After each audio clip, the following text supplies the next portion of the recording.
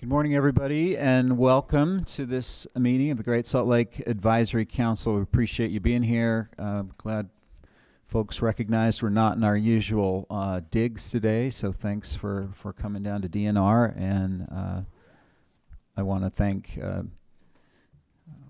Paul and Jen for setting up, and everybody else. So thanks for being here. I appreciate your time and attention. I'll declare that we have a quorum present. We do, and it's our tradition to sort of run around and do just quick introductions for the folks that are here in the room, with apologies to those online. It's a little bit harder to do it that way. So maybe, Tyler, if we could just talk your name and affiliation for folks that are here for the first time, and then we'll go around the room itself. You bet. I'm Tyler Smith. I'm with the Utah Department of Veterans and Military Affairs. I'm the Installation Resiliency Program Manager, so I'm the military liaison. Elizabeth Kitchens. I am the Utah State Director for the Nature Conservancy, representing conservation interests. Leland Myers, Sewer People. That was that SUA people or sewer people? Just checking. Thanks, Leland. Brad Perry, representing the tribes. Joe Havasey, Mineral Extraction. Sorry, my card is MIA. Thanks. Ryan Doherty, representing Tooele County. Tim Hawks, representing aquaculture. Tom Ward, representing municipalities. John Crofts, Davis County Commissioner. Lee Perry, Boxetter County Commissioner. Trevor Nelson, Bear River Watershed. Angela Gong, Forestry, Fire, and State Lands. Now, Angela, could you maybe run a mic? Maybe we'll start over here with Jack and just kind of go around. Jack Ray with the Utah Waterfowl Association. Jason Brown with Envision Utah. And Jeff Denblaker with Jacobs. Cody Lutz, Envision Utah. Emma Clinton with Envision Utah. Jim Harris, Division of Water Quality. Linda Freitas, Friends of Great Salt Lake. Jan Streifel, League of Women Voters. Marissa Weinberg, Great Salt Lake Sentinel Landscape. Lindsay Smith, Great Salt Lake Alliance. Laura Vernon, Water Resources. Joel Williams, Acting Director at Water Resources. Aspen Johnston, Office of the Great Salt Lake Commissioner. Dan Adams with Langdon Group. Layla Ahmadi, Division of Water Resources. Tom Moore, Division of Water Resources. Dana Baxley with the Nature Conservancy. Megan Nelson with the Nature Conservancy. Becca Downard, Utah Geological Survey. Amy Wicks with Utah Rivers Council and Great Salt Lake Waterkeeper. Jake Alexander with Forestry, Fire, and State Lands. Emma Whitaker, Forestry, Fire, and State Lands.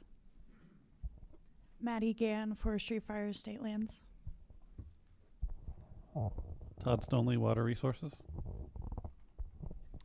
Bryce Pulver, SWCA Consultants. Okay, I think that's everybody. We miss anybody? Thanks again for being here. She'll get a chance.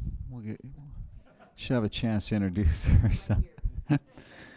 I'm always reminded it really does. It takes a village, so we appreciate you all being here, participating. One of the reasons we go through that exercise again is so that when folks are here, you can see the affiliations. If there's somebody that you want to talk to because they have a particular affiliation, we can do that. I will notice we've got Warren Peterson, who's a liaison online. We may have others as well. I can't see the full list.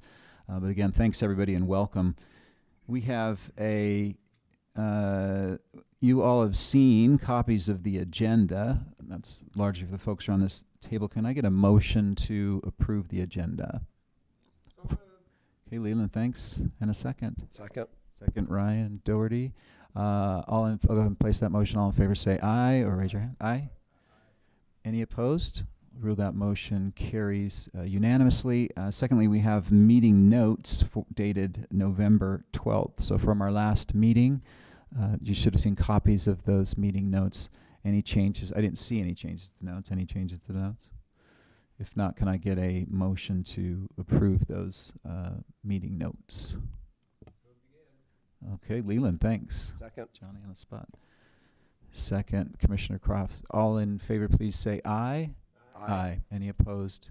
Any abstentions? I'll rule that motion carries unanimously. Okay, so our first agenda item today is we do a regular update from the Office of the Great Salt Lake Commissioner. We're lucky to have Hannah Fries, the Deputy Commissioner, here with us today. Welcome, Hannah. We'll turn the time over to you. Thank you, Chairman Hawks. I appreciate that. Good morning. Happy to be with you all this morning, and welcome to the beautiful DNR building. It's much poorer of a view out the windows here than at our beautiful Farmington location, but we appreciate you accommodating us here. I wanted to just briefly update you on the goings-on of the Commissioner's office, and first and foremost wanted to put in front of you the Great Salt Lake Strike Team Data and Insights Summary that was released last week through the Strike Team, and we had a media event about it last week. QR code here will link you to our website where you can view the full summary, but I wanted to take a minute and just share what I thought were some interesting highlights that came out of the summary there. So first and foremost, what I found interesting was this figure on water use within the Great Salt Lake Basin. So previously, the Strike Team has presented water use in Great Salt Lake Basin as just on one graph. But what we took the opportunity to do this year is separate it into sub-basins. So as you can see here, the Bear, the Utah Lake, Jordan River, and the Weber River basins. And I think that this paints a really interesting picture about where water use is happening within these sub-basins. The Bear, as you can see here, is still largely agricultural water use, which is what we would expect. But if you look right next to it on the Jordan River, those water uses are flipped. Where we see most of the water use happening in municipal and industrial, very little agriculture left within the Jordan River basin. And then you can see, again, Utah Lake and Weber Basin has been crisscrossing those lines and looks like now is in a trajectory where municipal and industrial is overtaking agricultural water use within that basin as well.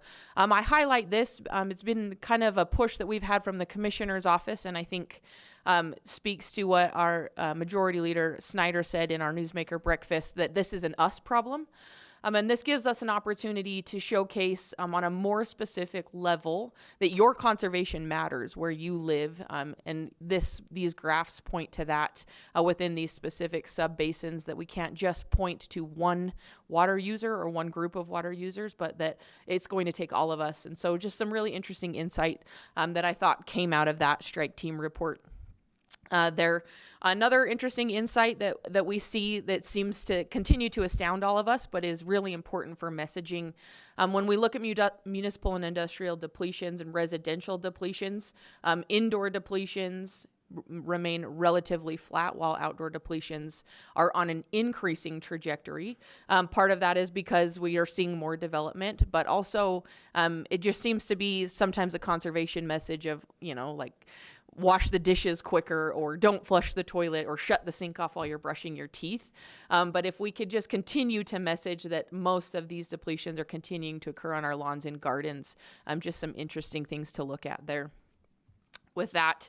And then a couple other highlights that I'll show you. We had the opportunity to work with friends at Utah State University to look at, we kind of are throwing ideas at the wall and seeing what sticks. This was just an interesting study that was a quick analysis, if you will, not a full-blown study, of what it would look like if we could temporarily impound water within Farmington Bay during specific seasons, and what that would look like for the dust hotspots that we see on Farmington Bay.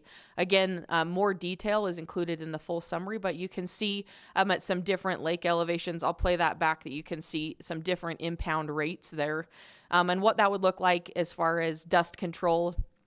Some of the conversation was if we were able to impound water within Farmington Bay, during specific times of year, we could have a very little impact in terms of loss from evaporation. So we're talking cool season. But just some interesting work by the Strike Team to continue to put tools in our toolbox when we look at how we help Great Salt Lake and how we look at solving this problem there. And then again, as part of this study, we looked at water that accumulates in Newfoundland Basin. To orient you, you can see the figure. I don't know what side it's on for you, Tim. This side? Yeah, well, it's on both.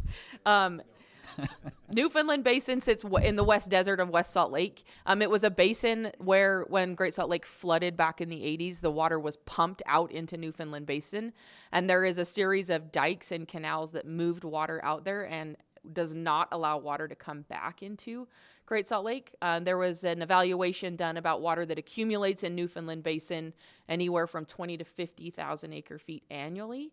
And so it was an opportunity, again, another tool that may be utilized to get some additional inflows into Great Salt Lake. So some interesting information there as well on that basin. One more time, I'll just throw up that QR code if you want to see the full study. It can also be found on our website, greatsaltlake.utah.gov/updates. And then you can find the full strike team summary there.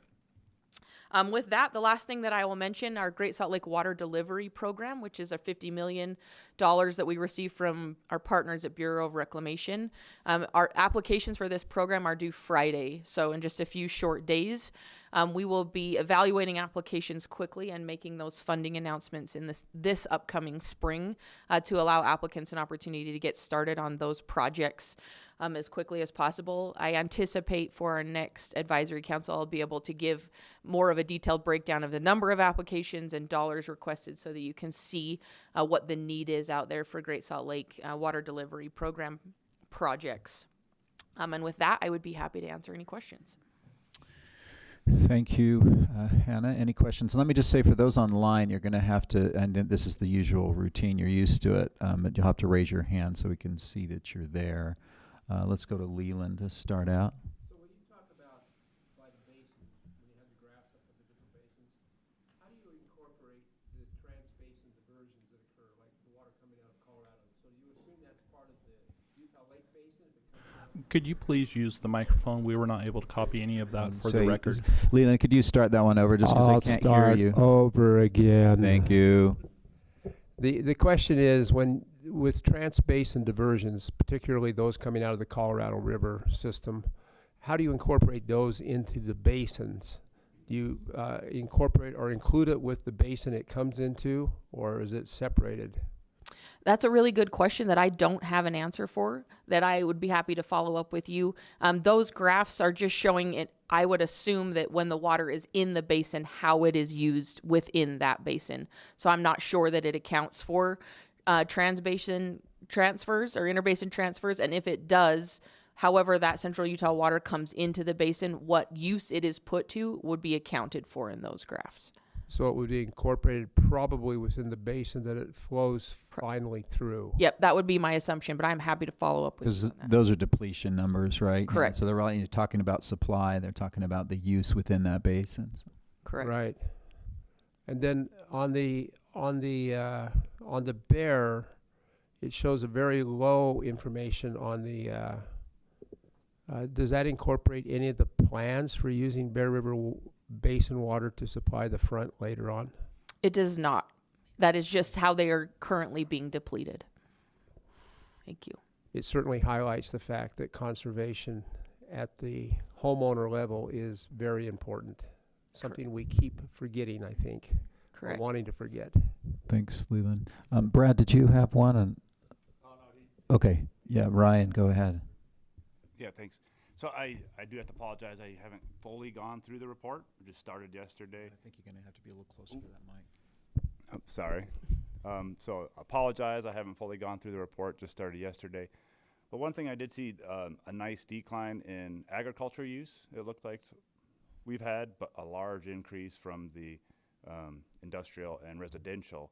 So have you, and not looking fully at the report, have you guys dug in, is that agricultural use going to residential, like being flopped Yep, that's over, the conversion. not actual reduction in use from agriculture, it's just mostly lands being developed. Yep. Now residential is going over, so we're seeing this flop of the two. Yes, there is some agricultural conservation in there, but by and large, it is the conversion of agricultural lands to be developed. Okay, thank you. Yep. Tyler, go ahead. Yeah, Hannah, so in reference to the Newfoundland Basin, you mentioned that it exists because of back in the 80s when there was so much water that water was pumped out of the Salt Lake into the Newfoundland Basin. So I think I already know the answer, but is it not feasible to pump the water back the other direction? It would actually gravity back so that we could save those pumping costs. There is a series of berms and dikes in place that prevent it from gravity flowing back. So I know there was some discussion that Some of the ones that are highlighted in the strike team report this year, which are the opportunities or options for dust control, where we looked at dust mitigation measures and costs in the basin. And then we recently had an agricultural water cost optimization cost project done as well that was highlighted in the strike team report. So we have all these other efforts going on in addition to the modeling and planning, where we're trying to creating this tool that will be able to where we will be able to plug in some management alternatives, run through the model with a range of climate scenarios, and see how the lake and other uses are impacted into the future. Wrong button. This is the graphic I usually use to talk about the complexities of the Great Salt Lake Basin, but I feel like you all know that. You know that it's 36,000 square miles. It covers 18 counties. There's 150 water rights associated with the basin. You guys know the complexity of the system, but what I want you guys to start thinking about today when we're transitioning to this exercise is just what are your priorities in the basin. So for your interests, for your groups, your organizations, where are your priorities, what's important to you, and we will be talking about those in the future. And I just wanted to point out that we know that you guys, there's been opportunities to provide feedback about what's important to you about Great Salt Lake and what is a healthy Great Salt Lake through the water value study that Envision Utah did.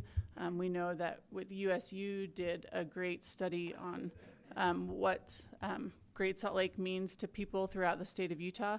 So we know that questions have been asked, but we really want to drill down this time and just get to the different stakeholders. What are your priorities? What does a healthy resource look like to you that you're interested in, to make sure we're covering not only the health of Great Salt Lake, but the other uses in the basin as well.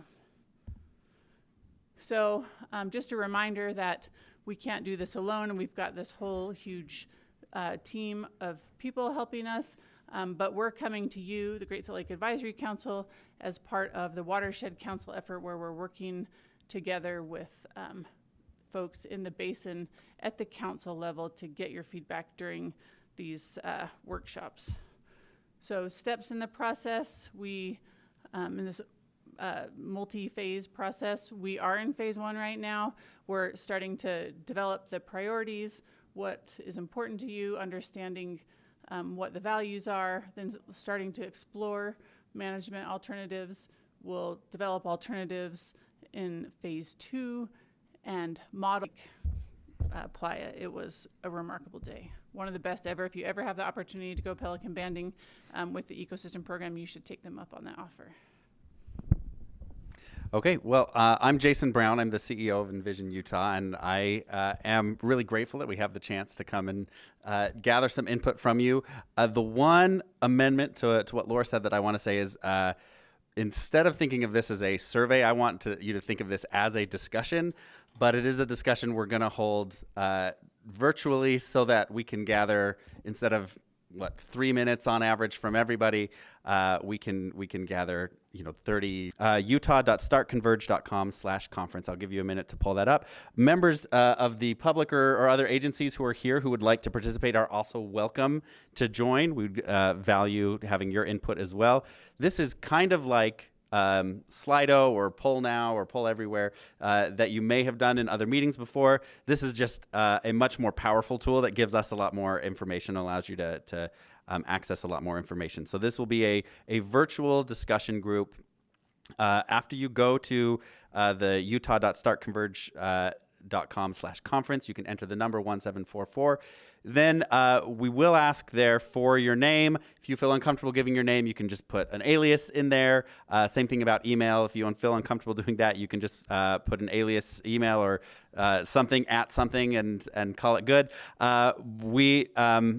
the responses that everyone here provides will be anonymous. So members of the council, you'll all be anonymous, although we will ask you to identify if you're at least members of the council. And then everyone else, your responses will also be anonymous. We will ask you to identify at the beginning if you are not members of the council. So I'll give everyone just a couple minutes to do that.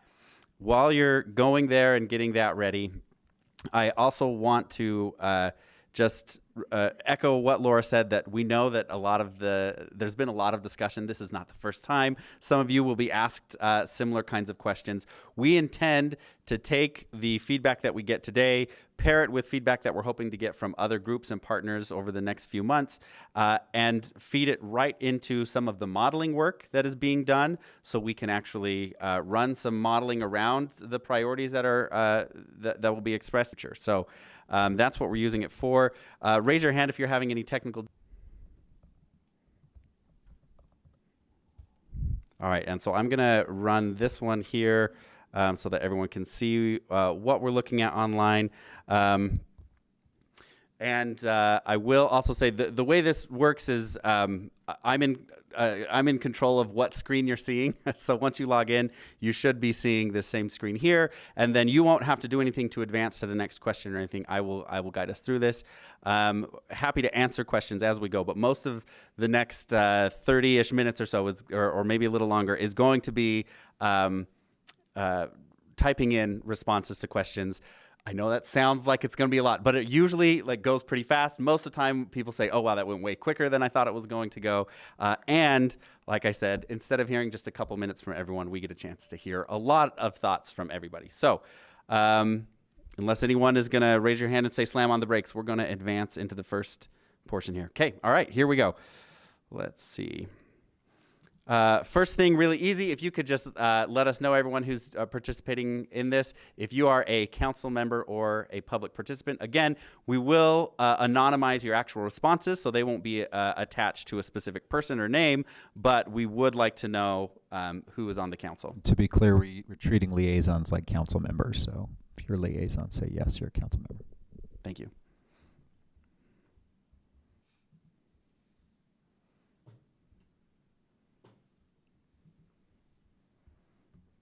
Okay, and now we're going to move into the fun part. Okay, so the first question we want to ask is we would like you to help brainstorm some of the most important priorities for water management in the Great Salt Lake Basin for you. So you can enter as many ideas as you like. Every time you enter an idea in the bar, you can just click enter and then enter some more. We want to generate a big list here, and then in a moment, we'll give you a chance to sort of rate some of the ideas that show up. So think about what are some of the most important priorities for water management in the Great Salt Lake Basin from your perspective.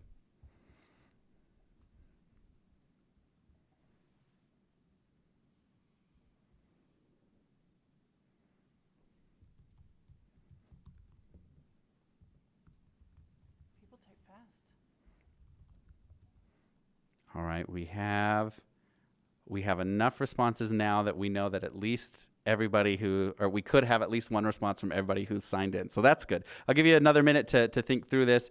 Again, we're going to try and categorize this list condense it down. There's some repeats here for sure. So we'll condense it down and then have a chance to evaluate some of these or indicate what you think is most important, and then elaborate on it further.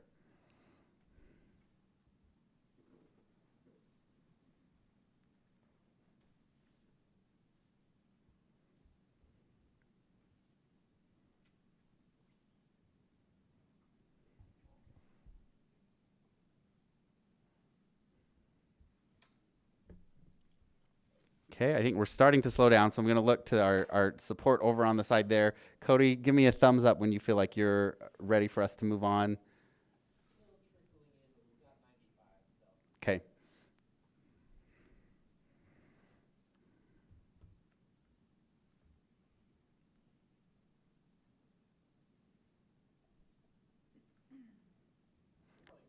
Okay, all right, if you want to go ahead and start categorizing those real quick, we'll give the team over there 1 minute or so to try and summarize and categorize the responses that we have. I'll show those to you in just a minute.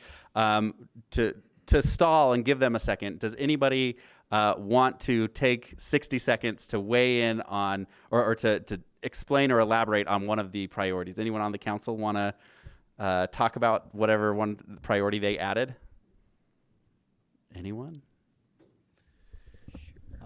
All right. This is preaching to the choir, but without healthy and sustainable levels for Great Salt Lake, so many others, the values that we put on, whether it's the lake or just living in Utah, go by the by. I mean, the effects of long-term desiccation of the lake are really catastrophic for economy, for home prices, values, agriculture, whatever you want, whatever thing you value.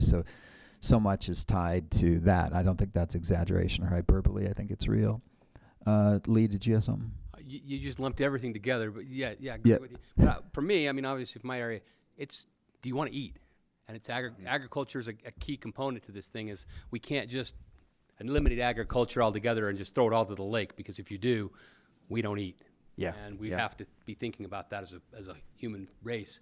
We have to have the ability to eat, so we got to think about agriculture for sure. Thanks, Lee. Tom, did you have something? The nature of the question was, what priorities? I'll maybe reverse that. What are we willing to give up if there's a triage? And I think, is that lawns that we don't use? Is it efficiency in our agriculture? Is it a dry lake? Because the Great Salt Lake Management Plan defines lake levels. We don't know what the lake level is going to be, because the biggest factor influencing that is Mother Nature. Mm-hmm. And where that's going to go, we don't know. It's going to be higher or lower than we expect. We can make choices now on how we develop new property. Do we want it to look like St. George with zero landscape outside that gives us a resilient buffer? I don't want to get on a triage here, I've said enough. I'll say it that way. Okay. John, did you have something? Commissioner? Just, we always have competing interests in that. And one thing to add there that was also brought up in the Davis County Commission is the aquifer depletion. Thank you. How we doing over there in the peanut gallery? Ready to advance? Okay, all right. All right, sorry. There's a lot of ideas there. We have a tool that helps categorize things, but sometimes if there's a lot of different ideas, it takes a minute. Okay, great. All right, so I'm going to bring you to the next page here where we can see this is our best summary. It is AI assisted, but our best summary of some of the ideas that were presented. I'll give you just a second to look at this list over, and then we're going to move into the next question, which is going to be evaluating these and choosing your top ones. If you read through this and there's something really, really important that's missing here that you want to be able to prioritize, I'll give you just a second to say that and we can add it. Otherwise, we're going to move on with this. If your idea is hopefully at least a little bit captured in here, we can rate the ideas, and then you'll have a question a moment later to be able to evaluate or to expound upon your priorities and add any clarification if you want. So unless there's something that's really, really burning that's missing, we're going to go on in 3, 2, was that a chat? Somebody saying? All right, going on to the next question then. Now we want you, I know this is tricky, but we want you to rate your top, or choose your top 3. So just looking at that list of 13 items that we just gave you, pick the 3 that are most important to you. And again, you'll have a chance in a moment to expound upon that. So I'll give you just a few minutes to do that. I'm going to jump in from online here. The coordinated management Piece later. We'll make sure that we capture that as we think about these. Do have just a couple more coming in, so choose your top 3. It does. And dust mitigation and control just jumped up. And then rounding out the top 5, we have water availability and quality management. Okay, we're going to move on now to the next question, another brainstorming activity where you're going to add a number of different items. So this one is thinking about what you selected as your top priority. I'd like you to take a minute to describe the benefits that would come. So, short phrases usually, or maybe if it's really short, a word or two, but describe what benefits we would get from your top priorities.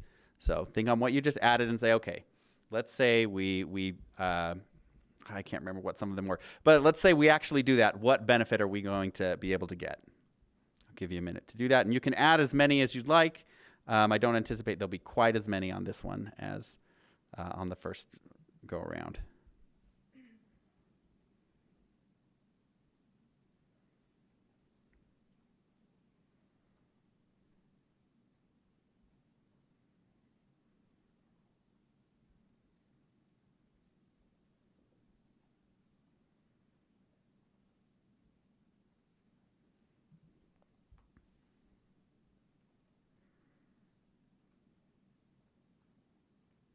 That sometimes sort of the deeper held priorities or the things you hope to see from that, or what benefit does that provide to the community. So take a second, and same question here, but just sort of think about what's the benefit of the benefit that you just listed.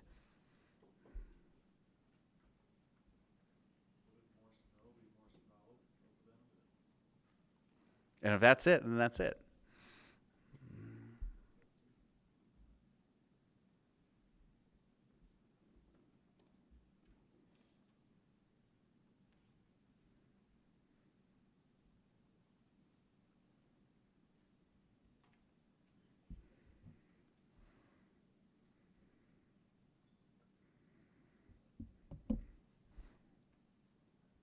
All right, we're going to take just 20 more seconds. How we measure some of these things that you talked about. So as an indicator or measure or metric to let you know that, yeah, we're getting the priority that that I identified.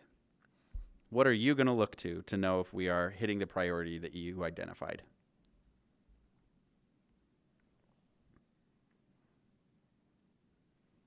And we'll try and be kind of quick on this one, I think. Let's go for about 1 minute.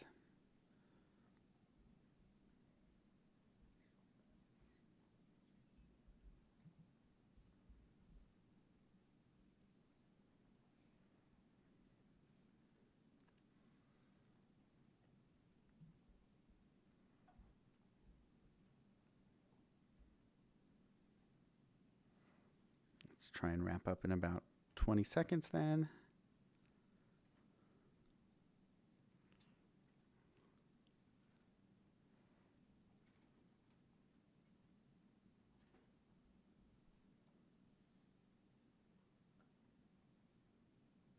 All right, I'm going to move you on to the next question. Now we're asking you for this one to look at the same list of 13 items. Imagine there's 14th that we'll capture, but the 13 items that we might be thinking about or prioritizing. Question: are we talking the individual level or institutional or corporate? Oh man, I'm going to leave that open to you to pick how you want to think about that. Again, what we're looking for is do you feel like we're going to try and see if there's a mismatch between what this group here might prioritize and what you think other people are prioritizing.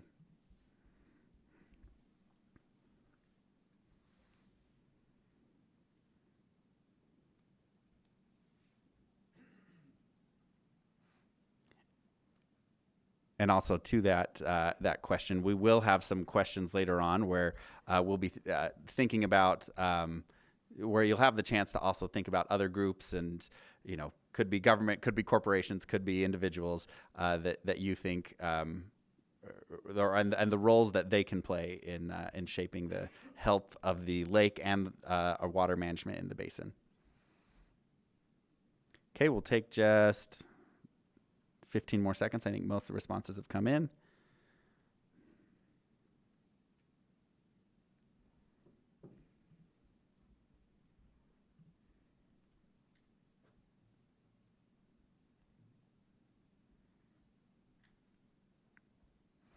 Okay, and now we're going to move on to the next question. This is another one of those sort of brainstorming questions where we'll categorize them and give you the chance to evaluate again. But I'll just read the question text here. Oops, sorry. We have many strategies that have been identified already for managing water in the Great Salt Lake Basin. Sorry, I'm pulling this back up. Example, Phragmites removal, berm management, ag optimization, residential conservation. What are the most important strategies you'd like to see pursued in the Great Salt Lake Basin Integrated Plan? Or in other words, what levers would you pull to achieve your top priorities in the basin? This is getting to action. We talked for a minute about what we want to see out of this. Now we're talking about what is the actual action that you'd like to, actions you'd like to take or see others take, or things that you'd like to happen. And we'll give you a minute here to add some of these, and then we're going to do the same thing. Where we'll try and summarize the list and give you a chance to identify your top 3.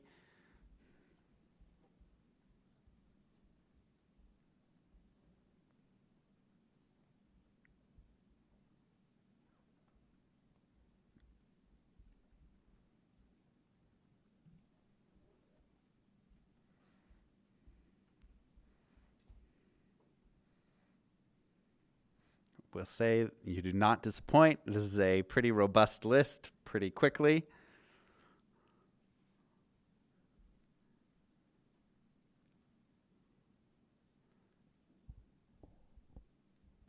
And our behind the scenes team over there, I think it's probably about time to start categorizing so we can get that.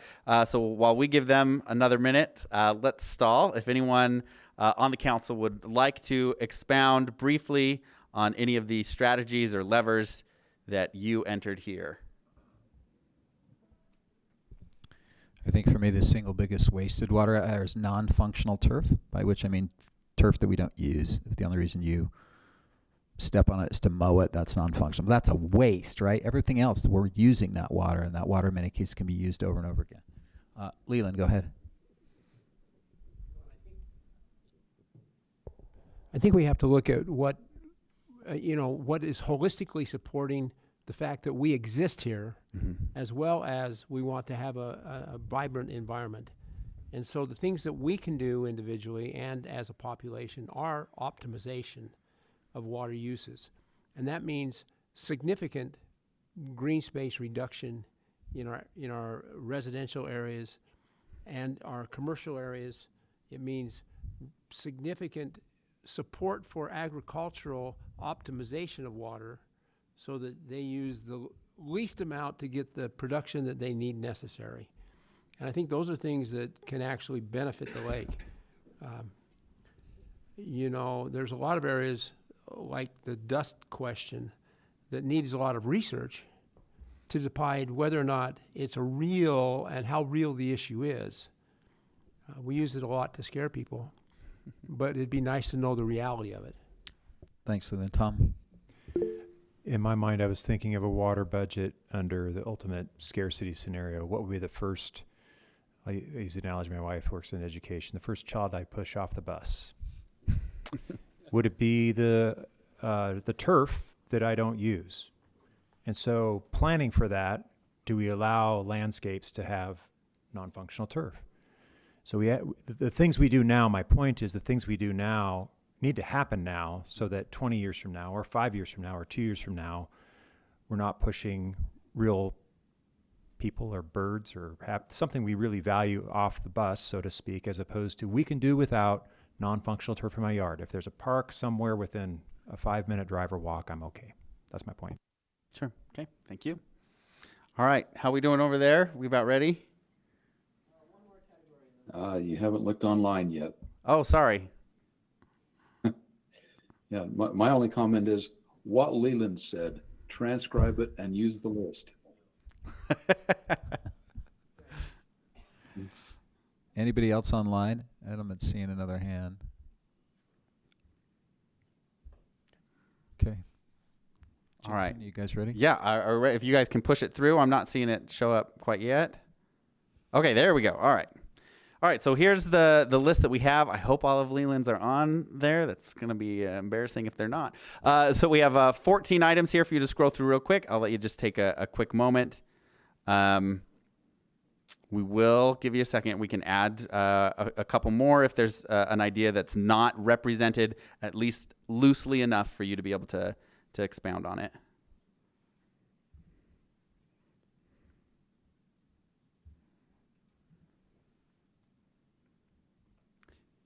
All right. All right. Is that a ping that somebody has an addition to the list that we need to add? There's an echo somewhere out here. The echo is coordinated management. Okay, I'm adding that. Thank you. Okay, all right. Then we're going to move on to the next question. Again, we're asking you to choose your top 3 and go.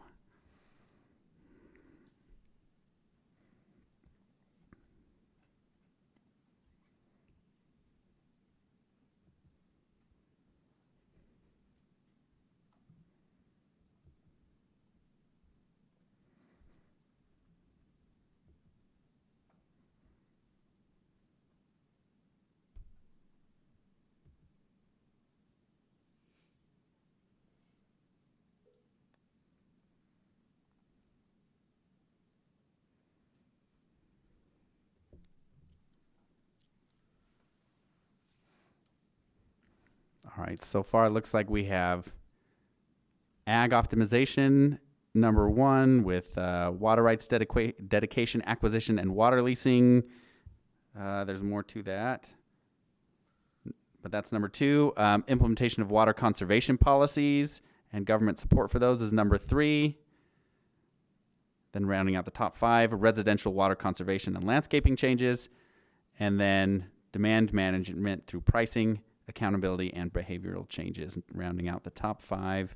We'll give everyone just another moment there.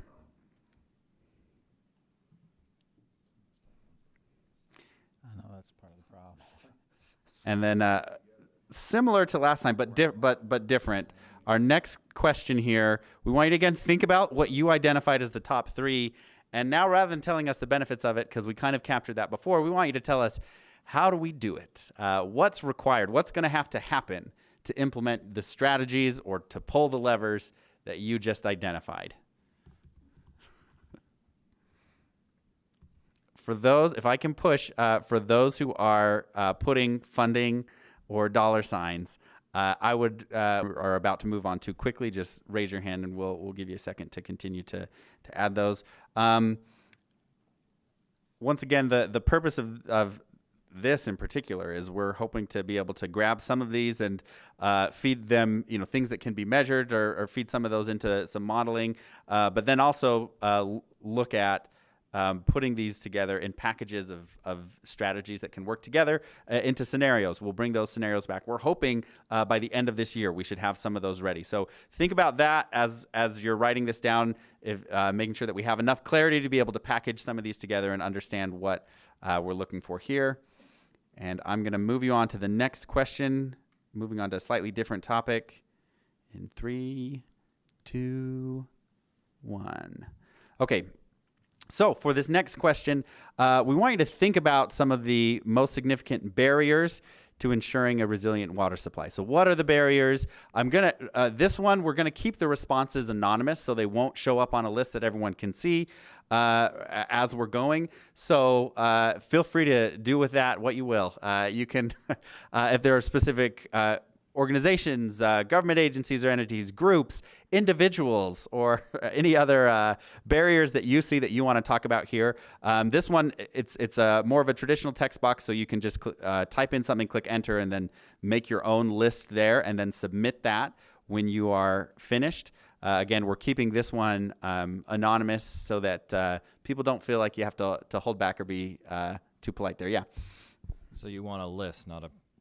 It can be a list, it could be a paragraph, it could be however, a sentence, a phrase, whatever you would like to express here. What are some of the barriers to ensuring a resilient water supply and high quality of life in the basin? Or in other words, what are some of the barriers to the priorities you identified or to the strategy levers that we just barely listed?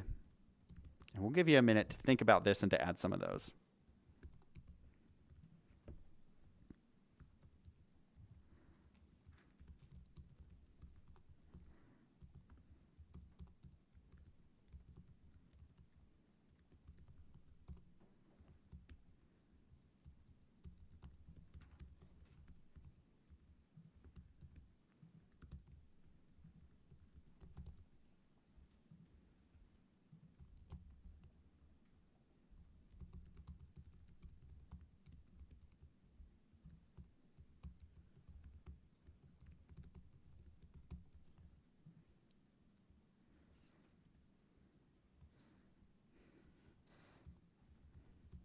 It looks like we have a little more than half of the participants in this who have submitted something, so we'll give you another minute or two to finish up here. I think after you submitted, you should be able to continue adding more things if you think of something else. Yeah, helpful. Again, if you are listing things such as funding or something like that, if you can be descriptive, as descriptive as possible in this to help us be able to understand what things you're pointing at or what you mean there, that would be really helpful.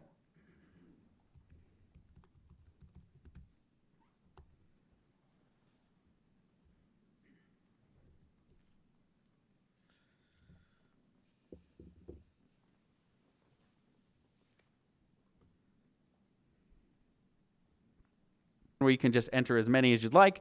How will we know if the Basin Integrated Plan has been successful at the end of the day? What are you going to look for 5 years from now to say, okay, that plan that we created in 2026 and 2027 is definitely working?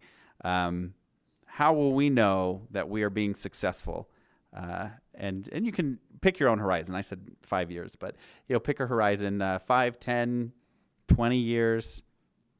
6 months, whatever you feel like is the right horizon to think about how we'll know if the Basin Plan has been successful. You could even think about what would need to happen when the Basin Plan is finished or during the process for it to be successful. Just think about what success is going to mean or look like to you with the Basin, when we think about the Great Salt Lake Basin Integrated Plan.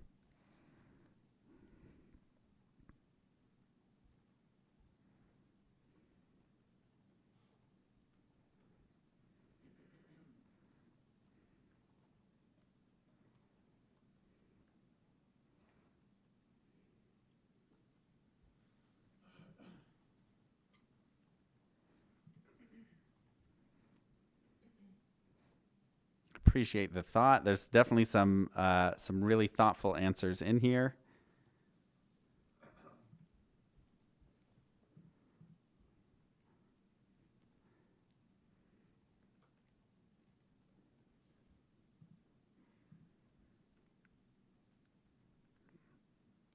Gonna move on in 20 seconds.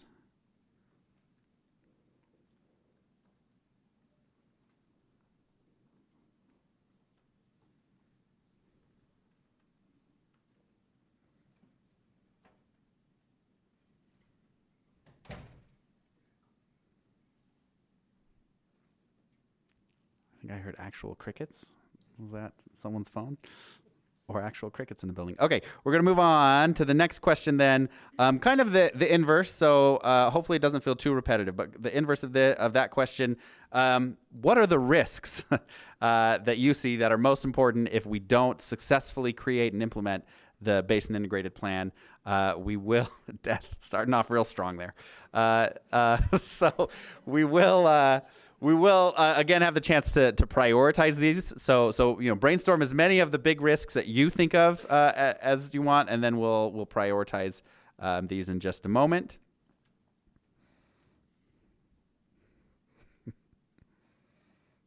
If you're adding something like death, be clear of who's dying in this situation. Are we residents, lake, birds? What clarity is helpful.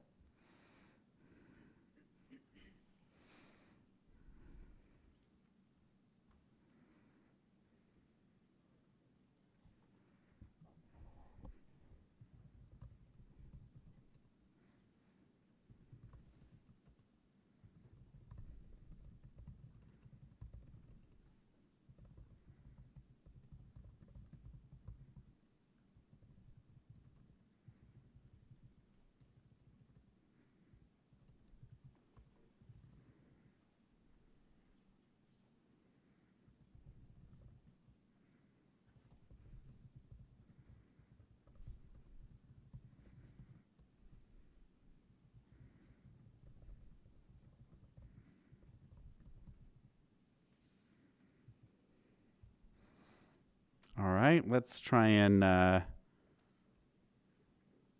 wrap this up in the next, let's say, 15 seconds. And then our categorizers over there, I hope you're ready to hurry through some of this? Okay, all right, let's call it. Go ahead and start the categorizing. Let's stall for a minute, give them a second. Anyone want to elaborate on death or any of the other items that you identified here as the risks?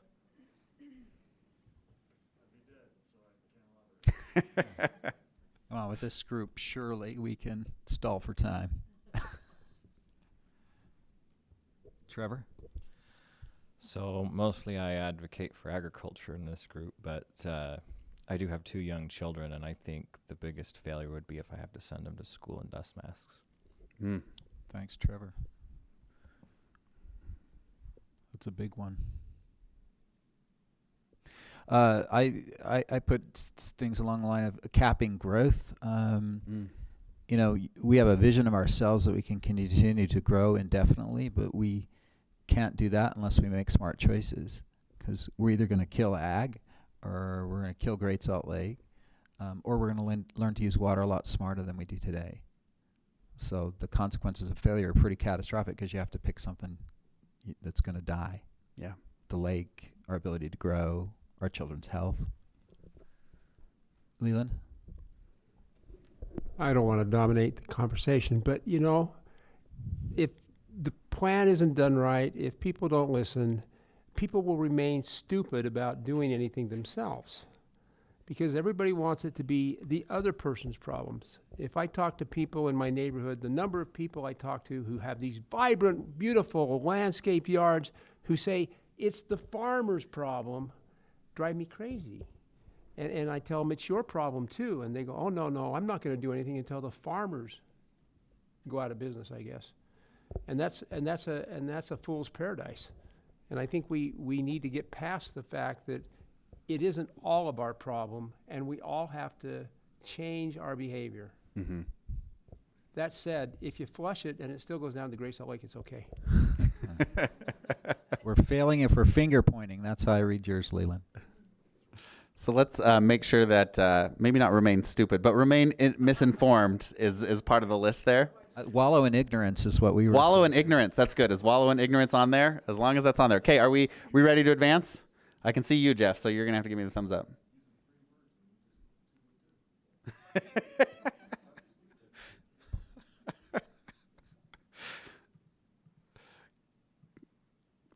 All right, I'm getting 1 minute. Okay, all right. We should be ready to go. Okay, great. I'm going to bring you on to this. Okay, so it looks like 14 items again. Look over this real quick. We're going to have you evaluate and choose, once again, the top 3 most important or biggest deal to you. And if there is something missing, let us know. We'll add it real quick.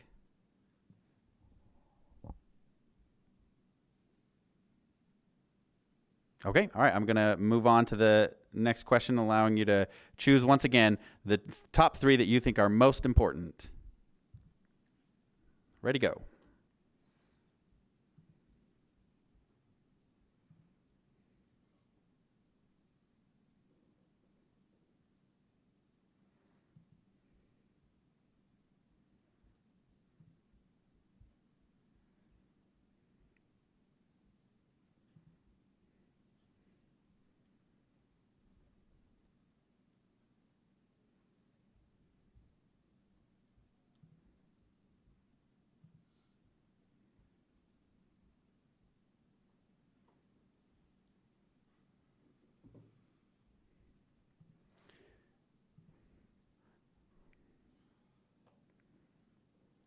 Okay, and then we have one more real substantive question for you after this.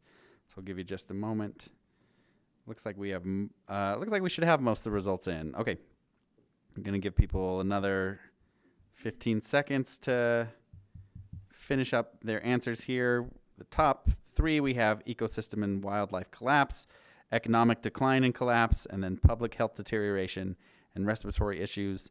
To round out the top 5, we have decline in water supply and quality impacting all uses, and lake drying and environmental degradation.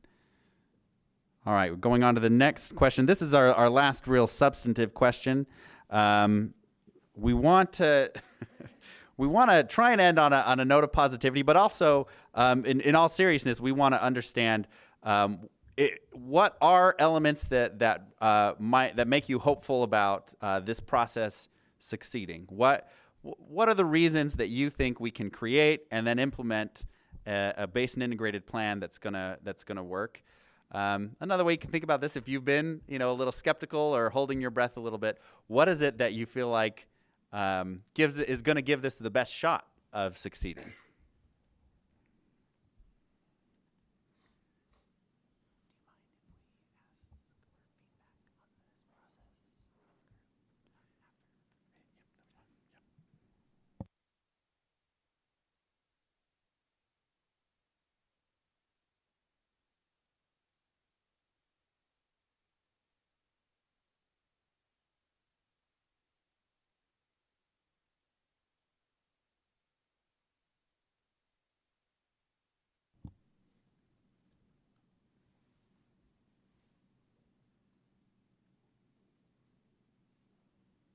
Okay, so I want to, as we're wrapping up here, I want to express my gratitude again for your indulgence in going through some of these questions. I know that some of this is discussions that have been had with this group and lots of other groups, but your input at this particular point in the process is very helpful. We will be having maybe not the exact conversation, but similar conversations with a lot of folks over the next coming months. And again, taking all of this input to feed some of it into some modeling and to feed some of it into scenarios that we can all then examine and really take a critical eye to down the road. So this is the beginning of, I think, the last leg of what has been a really big process for this.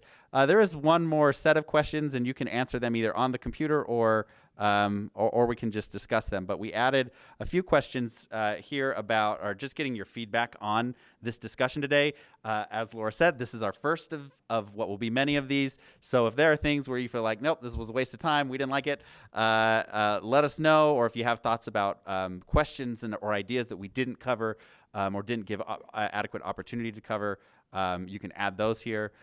If you're tired of typing and want to vocalize some of these or any feedback on this, we're also here to hear any of or to listen to any of that as well. Okay, test pelicans. Anybody that wants the mic that is already, yeah, go ahead, Tom. Yeah, Tim. Maybe I took the exercise a little bit wrong, but in my mind, it's good to start with an understanding that we can't have everything. I think that's one of the problems. Yeah. Maybe it speaks to what Leland's talking about. It's not ignorance. It's like, well, why should I change until I have to change? And part of our job here is to see what the future looks like if we don't change now. So I don't know if there's maybe a better way to frame that when we get to a broader audience that isn't as in tune as this group here, that would help them do that. Envision Utah did a great study on choices for landscapes, but that assumed you could choose the landscape that had an acre of turf. Sure. I think the lead-in should be, given the constraints of water, we could only end up with this many people if we don't conserve water, no more. And if we do, we can have growth and these other things, and paint that future under those different, frameworks, if you will. Yeah, that is a really good point. And then it helps also avoid the environment's going to, we could do everything we want and it'll all go to hell in a handbasket anyway. Yeah. So I think by creating real scenarios like that, but without giving the choice of a lawn, if you make that a choice, I don't think that's our job here, to give that as a choice to have turf in the future for just because you have an acre. Sure. Thank you. That's a really good point. We can definitely keep that in mind. Ryan? Yeah, I did enjoy the format. I really like seeing the input from the group and what other thoughts processes were going on in the room. So, yeah, I appreciate that. Okay. I like to see what everybody else does when you do these in other groups and what kind of input. Yeah, I mean, and this is a body that I think we'd be more than happy to share the summary of findings and results with and come back and tell you what we're hearing from other folks. Warren? Thank you, Tim. Jason, going back to touching on something you said, you solve problems by asking the right questions. And I've been through enough of these public engagement processes to know that you can get some pretty wild questions. But you have here a good informed group that should give you a good starting point on knowing what the questions are that need to be asked, and then focus on selecting best answers to those. So well done. Thank you. Thank you. Do you all feel like we asked the right questions? Or are there any questions that you wish that we would have asked? Let's go to Lee, and then we'll go on that one. I like the questions. My question for you though is, when you say you're going to engage other folks, other groups, do you have an idea who you're going to engage? Because if we just engage one sector, we're going to get really skewed results. So I'm trying to figure out how we can reach the majority of Utahns, the people who live, maybe even recreate here, but people who have a vested interest in what we're talking about. And it's not just one side. It needs to be a group of people. And so I don't know if you're going to go to agriculture groups, you're going to go to recreational groups. I don't know what your thought is. And I'm just kind of curious as to how you're going to get this into the eyes of overall Utah. Yeah, I mean, that is a great and very fair question, Commissioner. I think we are kind of building that list right now and trying to figure out, where are the groups that we can go and get some input. There's obviously been a lot of work and survey work and things already done that we want to make sure is tied into this and represented. But maybe that should have been a box that we added to this, was who do we need to talk to? And if you have some specific thoughts about who you want to make sure that we do hear from, we'd love to know that. But then we're also, we're very well aware that different audiences are going to give different answers. And the challenge will be, later this year when we're taking all the responses that we have and we are adding or trying to figure out how do we reconcile the different inputs into scenarios. And we'll have to, I think, be smart and strategic and careful and thoughtful about, giving the right weight to different groups. And, just because some group was really loud or was able to get 100 people at a meeting, that doesn't mean that they represent the interests of the entire state or the whole population. So it's not a vote. Yeah, we're very well aware of that, and we're going to be working really hard to make sure we're hearing a diversity of ideas and but then also appropriately considering how we package some of the ideas together. I'll throw out two groups, UAC and then League of Cities and Towns. Oh, yeah. Definitely there. Absolutely. Folks, because they're the ones that are going to make some of these decisions for us. Yep, absolutely. So our mission is to get on the agendas for all of those meetings or have like individual board or council meetings with them, but then also use the watershed councils as the kind of introductory groups that we will start to get this information from each of the different basins. You might consider getting in front of Utah Manufacturing Association, the Mining Association. That's a different cross-section of people who just keep their head down and work, not necessarily engaged in the various councils and commissions that a lot of us sit on. It can be a little bit of an echo chamber. Yeah, absolutely. That's a good idea. Thank you. I would just say, I think one of the challenges when you think about the feedback that you get, I've got to be careful how to couch this. On one level, it's always helpful because you're getting a sense of where public attitudes are, what people think, what's their perceived reality. The double-edged sword of that is if those opinions are not well informed, they're based on misinformation or poor information, then of course the signal that you get back is not one that you want to use for management decisions because it could point you in the wrong direction. So I just think that's some interesting nuance in data collection and how that data then ultimately gets put into a management plan for the lake. Yeah, and I will water say, in Utah. Yeah, absolutely. And I will say on that point, our we have a sequence of goals that we need to accomplish. One is to engage folks that need to be engaged and to give people a chance to make sure that they are heard. But then right after that, we need to make sure that people are weighing in with informed or making informed or providing informed input, I guess. So that's definitely something that we will be doing at a later stage of this, is asking people again to weigh in, but under a scenario where they're able to weigh out, like, oh, okay, these are the trade-offs of that. Oh, this is, these are the facts on the ground. And now, based on what I'm learning, here's what my views would be. So we're working towards that, for sure. Okay. Any other comments, either online or in the room? We can go to the public for a second, too, if anybody's got a burning comment from the public. Okay. And we can take feedback offline, too. If anyone wants to reach out to us after the meeting, we'd be happy to hear anything you have to share. Okay, well, Jason and Laura, thank you so much. That was very informative. I think we all enjoyed the exercise, and we're curious to see where it goes. So thanks for being here and for Thank you so Mr. much Chair. for Thank you to having the us. council. Yeah.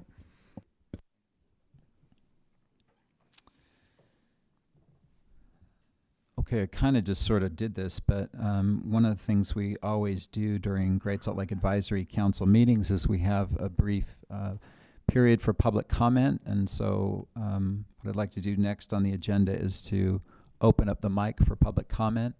We'll go first here into the room. Is there anybody here in the room that would like to make a public comment? It's open mic, it's testimony meeting, it's whatever you'd like to do. Lynn. This was a really great exercise. I really appreciated being a part of it.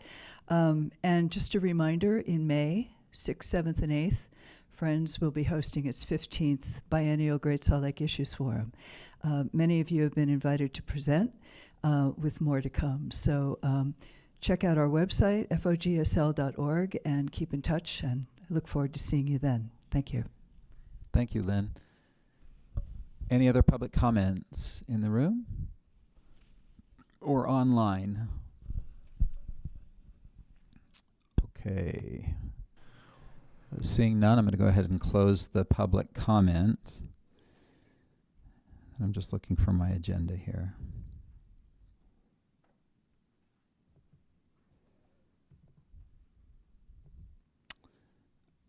Okay, so I think that's anything else. I'm going to come back to just the council members and liaisons. Any other issues that you see emerging, stuff that you'd like to see on a future agenda? I'll just open it up to the council and liaisons for comments. Warren. Yeah, thank you, Tim. Well, with the legislative session coming up and a lot of bills still haven't been published, it might be good to have an item on the agenda for the next meeting as to what happened and what does it mean to us.